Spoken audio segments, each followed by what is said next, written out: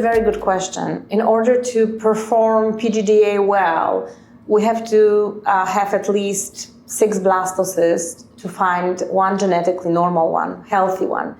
So we recommend PGTA for patients over 38 years old, for patients with unsuccessful pregnancies, unsuccessful with miscarriages, for patients after a long journey in their home countries where PGTA is not as well established as here in Spain.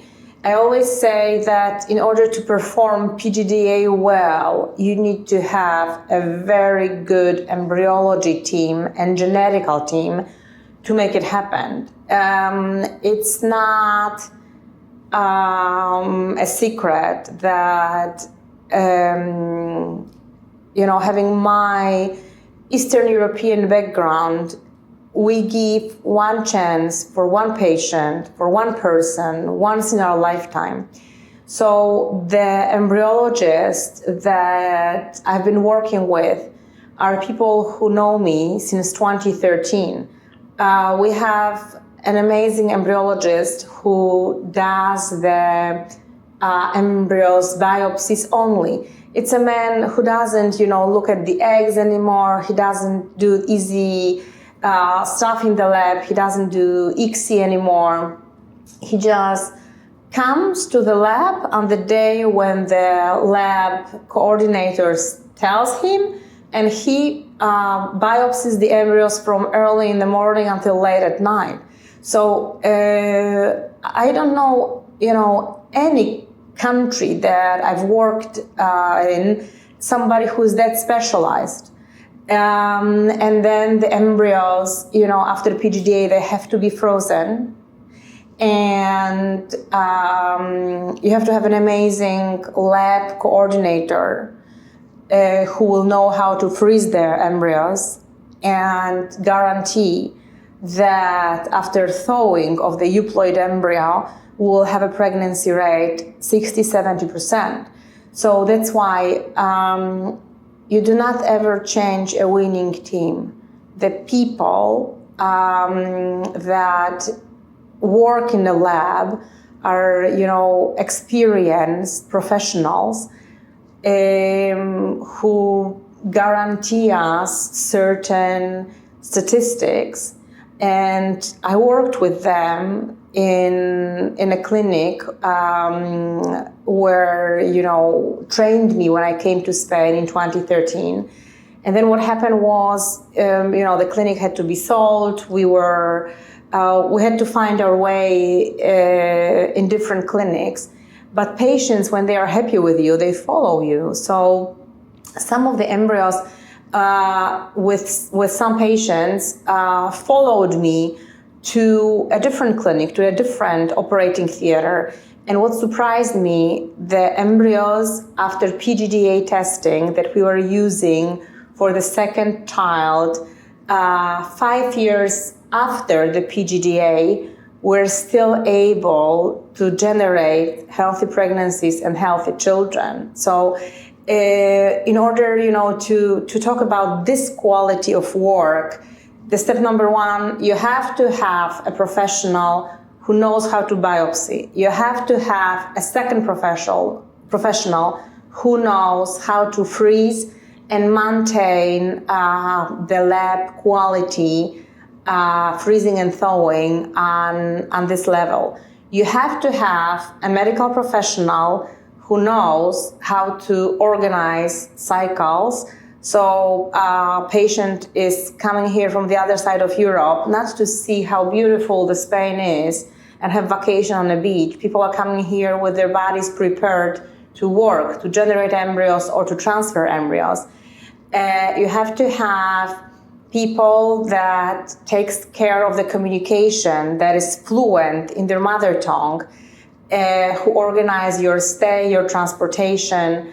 So this is something that we are offering patients after complicated stories to have healthy children from Spain. Quite often people have an issue to accept an egg donation. So it's either that patient understand that in their home country they had 5 cycles and they don't have children and they still want to try with their own eggs. So we offer a cycle with PGTA to show that the main reason why they cannot get pregnant is that the number of embryos, healthy embryos that they generate is low or none. And this is the moment where, it's easier for somebody to accept at the age of 42, 43, I have no embryos which are healthy, I need an egg donation. So it's the communication, that makes patient understand that the only way to have children is an egg donation, and then to explain them how we choose donors, that in Spain in the 80s the legislation allowed for an anonymous egg donation, that in Spain it's learning by doing. When Spanish legislation allowed for egg donation, we had in this country children born with hemophilia through egg donation. We had massive court issues. So our legislation then said, stop, we have to prevent it. So our donors are screened for recessive diseases to prevent children with genetical abnormalities. Our donors are screened for mental health issues. Our donors are screened for infectious diseases, not only before each cycle, but on the day of an egg retrieval. So, eggs are not getting fertilized if we do not have a green light from the lab, and knowing that infectious diseases of donors are screened again on the egg retrieval day and everything is fine. So the Spanish legislation, through the mistakes that we committed at the beginning of our journey of egg donation in the 80s, in the 90s, did everything that nowadays the process of an egg donation is safe for you and is safe for us. One thing is my opinion, and the other thing are numbers, statistics. So I'm very proud to tell you that there are labs in Spain which have the same success rates with fresh and with frozen eggs. Are not many labs like this. When I first came to Spain in 2013, we had higher success rates in fresh cycles. And then, we were very concerned because we wanted to have the same success rates as some labs in the US described. So, we changed at least 3 times the boss of the lab to have the high success rates in frozen cycles. So, the frozen cycles in egg donation are performed quite often in Spain, but in order to make it right, you have to have an amazing lab, and not only amazing because it's called amazing. You have to see the numbers yourself. After like 1 year, if we meet a statistic that good clinics in this world are having, or we do not meet these statistics, and we have to find out why not. So in order to allow ourselves, to have frozen cycles in egg donation, you have to have a very good team to make it happen. Yeah, I'm a student of Bruce Shapiro, and statistically, we have higher success rates in frozen cycles because of an endometrial factor and patients who are high responders. Means When we have patients who generate a lot of eggs, we cannot hyperstimulate them.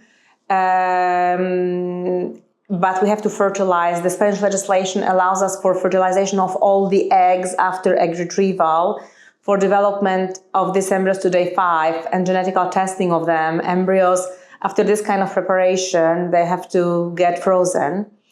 And we cannot transfer in the fresh cycle because we will hyperstimulate you if we were to transfer fresh. And then Professor Shapiro was able to show that the high dose of estrogens, which is generated with a lot of eggs that are growing in controlled ovarian hyperstimulation in the IVF cycle, grows the lining in artificial way, and the endometrium in this kind of cycles is not receptive, and we have lower success rates in fresh cycles than with frozen cycles. So I strongly believe that if somebody has low ovarian reserve and generate us few eggs, up to 10 eggs, we have a chance for a good success rates in the fresh cycle. But if we have somebody who will generate us more than 10 eggs, the levels of estrogens which they generate in the first cycle are too high to grow a good lining. On top, there is a moment, day 7 of an IVF cycle, where patients start generating a little bit of the progesterone, and this progesterone changes receptivity of the lining and makes a fresh cycle of a high responder unsuccessful. So we do have higher success rates in frozen cycles and euploid embryos than fresh.